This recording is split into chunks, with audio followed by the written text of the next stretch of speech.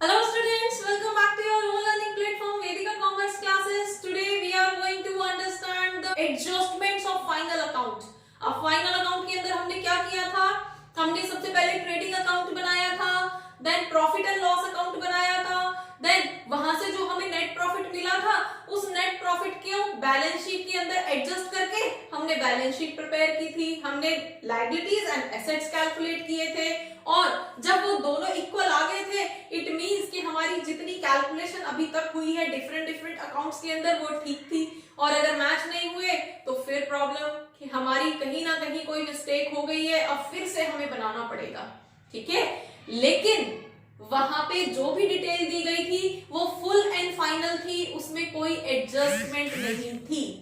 अब जो हम करने जा रहे हैं वो कुछ ऐसी एडजस्टमेंट्स हैं जो ड्यूरिंग द ईयर ऑर्गेनाइजेशन के अंदर अकर होती हैं, किसी वजह से हम उसको ट्रायल बैलेंस में नहीं लिख पाते हैं और बाद में हमें याद आता है ओहो हमारा तो एक प्रीपेड एक्सपेंस था, वो हमने पहले से ही पे कर दिया था लेकिन उसकी एंट्री नहीं हो पाई है।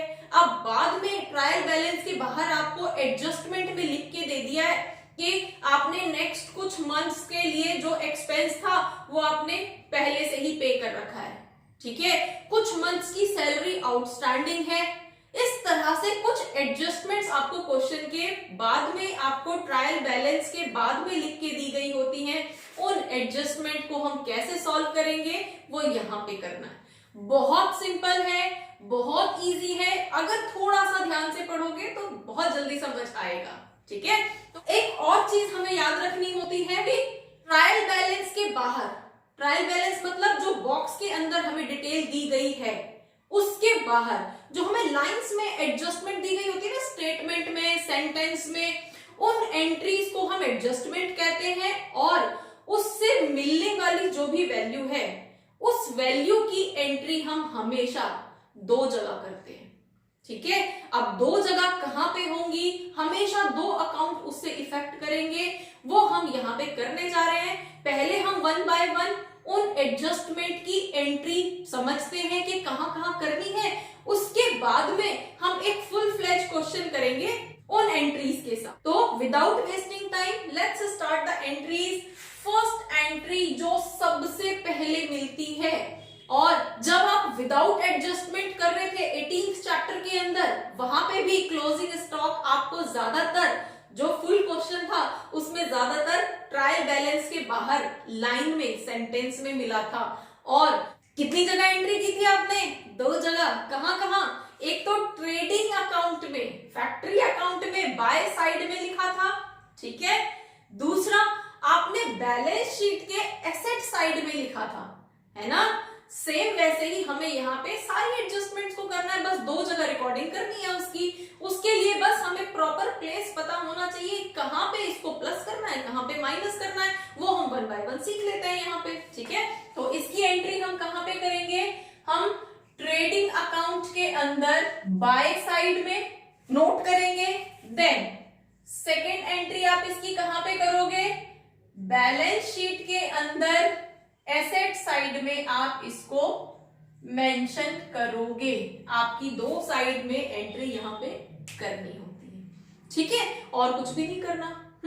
तो अब हमें कई बार एडजस्टेड परचेज वर्ड करके दे दिया जाता है, एडजस्टेड परचेज। अब एडजस्टेड परचेज क्या है? हमने जब ट्रेडिंग अकाउंट किया था तो हमने परचेज माइनस परचेज रिटर्न, ये इस तरह से करके नेट परचेज निकाला था ना। तो जब हम सिर्फ स्टॉक को पढ़ते हैं, ठीक है, तो स्टॉक से रिलेटेड हमारी एडजस्टेड परचेज एंट्री आती है। अब इसके अंदर क्या क्या चीजें इन्वॉल्व होती हैं? एक तो हमारा ओपनिंग स्टॉक था, स्टॉक की तो बात कर रहे हैं, प्लस हमने कुछ परचेज किया था। ठीक है, उसमें से हमने कुछ परचेज रिटर्न कर दिया था, उसको हटा देंगे। देन जो क्लोजिंग स्टॉक हमारे पास बचा हुआ रखा है वो तो हमारे ही पास है, नेक्स्ट ईयर में काम आएगा, नेक्स्ट ईयर का ओपनिंग बनेगा। ठीक है, तो उसको भी हम यहाँ पे माइनस कर देंगे। ठीक है, तब हमारे पास जो परचेज की वैल्यू आती है उसको हम एडजस्टेड परचेज बोलते हैं। तो अगर क्वेश्चन में आपको एडजस्टेड परचेज दिया गया है और उसकी वैल्यू दी है, इट मींस ऑलरेडी ट्रीट हो चुकी हैं, देन उस केस में आप डायरेक्टली एडजस्टेड परचेज लिख दोगे ट्रेडिंग अकाउंट के अंदर। वहां आपको ओपनिंग स्टॉक अलग से लिखने की जरूरत नहीं है, वहां आपको परचेज अलग से, क्योंकि एडजस्टेड परचेज हो गया, अलग से लिखने की जरूरत नहीं है। देन क्लोजिंग स्टॉक अलग से लिखने की जरूरत नहीं है। एक साइड आप एडजस्टेड परचेज डालोगे, दूसरी साइड आप सेल्स डालोगे, और अगर वेजेस वगैरह हैं तो वो सब डालोगे और ग्रॉस प्रॉफिट डायरेक्टली निकाल दोगे। ना ओपनिंग स्टॉक लिखा, ना क्लोजिंग स्टॉक लिखा, और फिर भी आपका आंसर आ जाएगा। ठीक है, that is adjusted purchase. Hopefully आपको क्लोजिंग स्टॉक की दो जगह कहां पे एंट्री करनी है वो समझ आया होगा। अब हम नेक्स्ट आइटम की तरफ बढ़ते हैं। Next adjustment is outstanding expenses. अब आउटस्टैंडिंग एक्सपेंस है, इसका मीनिंग क्या है? एक्सपेंस, ठीक है, हमें कुछ पे करना है और वो आउटस्टैंडिंग है। आउटस्टैंडिंग मतलब अभी तक हमने पे नहीं किया है, अब आगे पे करना है। एक्सपेंस तो वो इसी साल का था ना, लेकिन हमने अभी तक पे नहीं किया है, तो इसी साल के प्रॉफिट से एडजस्ट होना चाहिए ना। तो उसको एडजस्ट करने के लिए हम इसकी एंट्री कहां पे करेंगे? फर्स्ट एंट्री इसकी प्रॉफिट एंड लॉस अकाउंट में टू साइड या एक्सपेंस साइड होगी। ठीक है, तो जो भी हमारा एक्सपेंस होगा, जैसे कि अगर सैलरी आउटस्टैंडिंग है तो क्या करोगे? सैलरी में ही सैलरी प्लस सैलरी आउटस्टैंडिंग, इस तरह से करके हम प्रॉफिट एंड लॉस अकाउंट के अंदर शो कर देंगे। कहां? To side. सैलरी दिखाओगे ना टू साइड में, वहीं पे प्लस करके सैलरी आउटस्टैंडिंग की वैल्यू भी लिख दोगे और टोटल करके आप अपने अमाउंट वाले कॉलम में शो कर दोगे। ठीक है, अब दूसरी एंट्री कहां होगी इसकी? अब आउटस्टैंडिंग है, हमें पे करनी है, तो लाइबिलिटी है ना, नेचर इसका लाइबिलिटी हो गया, तो हमारे पास सेकंड एंट्री कहां होगी? बैलेंस शीट में लाइबिलिटी साइड हम शो कर देंगे आउटस्टैंडिंग सैलरी या आउटस्टैंडिंग जो भी हमारा आउटस्टैंडिंग रह रहा है। आउटस्टैंडिंग रेंट हो सकता है, कमीशन हो सकता है, इंटरेस्ट हो सकता है, कुछ भी जो भी आउटस्टैंडिंग है, मतलब अभी हमें पे करना है, लाइबिलिटी है, उसको हम करंट लाइबिलिटीज के अंदर शो कर देंगे। ठीक है, और एक और चीज याद रखना है, हमें सिर्फ जो एडजस्टमेंट वाली वैल्यू है उसी को दो बार रिकॉर्ड करना है। ठीक है, जैसे अगर हमारी सैलरी 10,000 हमने पे की है और 1,000 हमारी आउटस्टैंडिंग है, तो प्रॉफिट एंड लॉस के अंदर हम कैसे दिखाएंगे? प्रॉफिट एंड लॉस के अंदर हम यहाँ पे सैलरी दिखाएंगे कितना? 10,000 और प्लस आउटस्टैंडिंग सैलरी कितना दिखाएंगे? 1,000। ऐसे हम 11,000 यहां पे दिखा देंगे। ये तो है हमारा प्रॉफिट एंड लॉस में। ठीक है, और बैलेंस शीट में हम क्या दिखाएंगे? बैलेंस शीट में ये लाइबिलिटी साइड, ये एसेट साइड, और लाइबिलिटी साइड में हम कैसे शो करेंगे? आउटस्टैंडिंग सैलरी, और आउटस्टैंडिंग सैलरी कितनी थी? 1,000 या 11,000? 1,000, तो सिर्फ 1,000 की एंट्री यहां पे करनी है, दैट इज 1,000। ठीक है, सिर्फ आउटस्टैंडिंग। तो हमारे पास जो आउटस्टैंडिंग थी वैल्यू, जो एडजस्टमेंट में दी गई थी कि 1,000 रुपए अभी और पे करने हैं, सिर्फ उस 1,000 की एंट्री डबल हुई है। ठीक है, टोटल सैलरी की डबल नहीं हुई है, सिर्फ आउटस्टैंडिंग वाले अमाउंट की जो हमारी एडजस्टमेंट है। ठीक है, ये आपको क्वेश्चन में ध्यान रखना है। तो अब नेक्स्ट आइटम लेते हैं। अब नेक्स्ट इज प्रीपेड एक्सपेंस, या फिर उसको हम अनएक्सपायर्ड एक्सपेंस भी बोलते हैं, या फिर एक्सपेंस पेड इन एडवांस के नाम से आपको एंट्री मिल सकती है। तीनों का ही मतलब है कि कोई भी XYZ एक्सपेंस है जो आपने टाइम से पहले पे आउट कर दिया, तो जब आपने पे आउट कर दिया तो दोबारा से तो पे नहीं करोगे ना। तो अब आपको ट्रायल बैलेंस प्रिपेयर होने के बाद में ये बताया गया है कि इस पर्टिकुलर एक्सपेंस में से इतना तो मैं ऑलरेडी पे कर चुका था, तो जो ऑलरेडी पे हो चुका है उसको तो उसमें से माइनस करोगे ना। सपोज आपको रेंट पे करना था 10,000, उस टोटल 10,000 में से 2,000 आप ऑलरेडी प्रीपेड कर चुके हो, तो अब आपको कितना देना है? बचा हुआ ही तो वापस पे करना है। 10 में से 2 आप पहले ही पे कर चुके हो, तो अब तो सिर्फ आपको 8,000 देना होगा ना। तो आपको किस तरह से इसको शो करना है? फर्स्ट एंट्री आप प्रॉफिट एंड लॉस अकाउंट में टू साइड में जो भी एक्सपेंस है, जैसे रेंट है तो रेंट में से माइनस करोगे, सैलरी प्रीपेड है, सैलरी में से माइनस करोगे, कोई भी एक्सपेंस है जो आपने पहले से प्रीपेड कर दिया है, पहले से पे कर दिया है, उस पर्टिकुलर एक्सपेंस में से माइनस कर दोगे और उसके बाद जो वैल्यू आएगी उसको वहां पे शो करोगे।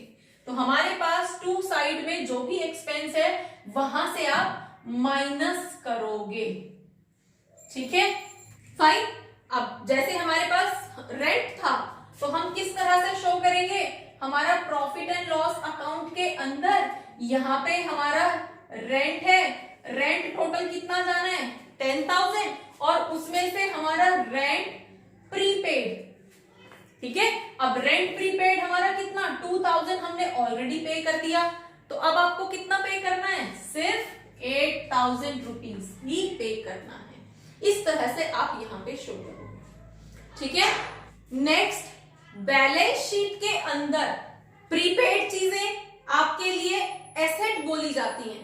अब बैलेंस शीट के एसेट साइड में हम प्रीपेड एक्सपेंसेस को शो करते हैं, तो हम किस तरह से शो करेंगे, हमारी जो भी बैलेंस शीट होगी, बैलेंस शीट में एसेट साइड में हम प्रीपेड रेंट करके शो कर देंगे। और कितना था 2,000, सिर्फ उस एडजस्टमेंट की एंट्री दो जगह होगी, टोटल रेंट की दो जगह नहीं होगी, ठीक है।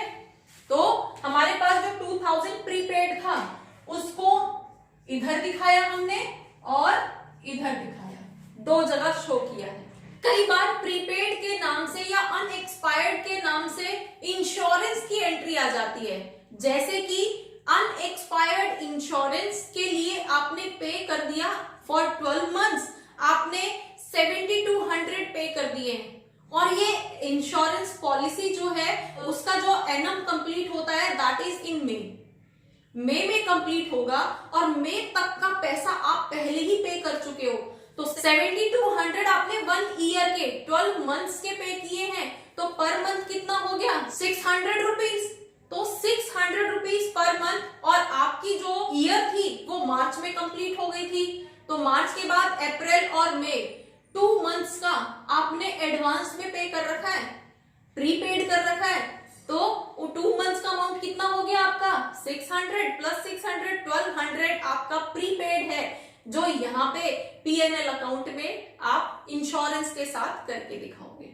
तो एंट्री क्या हो जाएगी पीएनएल अकाउंट में, इंश्योरेंस 7,200 माइनस प्रीपेड इंश्योरेंस 1,200, तो यहाँ पे आपके पास अमाउंट कितना आ गया 6,000 रुपीज आप यहाँ पे दिखाओगे। और इस प्रीपेड की एंट्री सेकेंड टाइम कहाँ पे होगी, बैलेंस शीट के एसेट साइड में 1,200 प्रीपेड इंश्योरेंस के नाम से शो कर दोगे। होपफुली आपको समझ आया होगा। अब हम नेक्स्ट आइटम की तरफ बढ़ते हैं, एक्रूड इनकम या आउटस्टैंडिंग इनकम।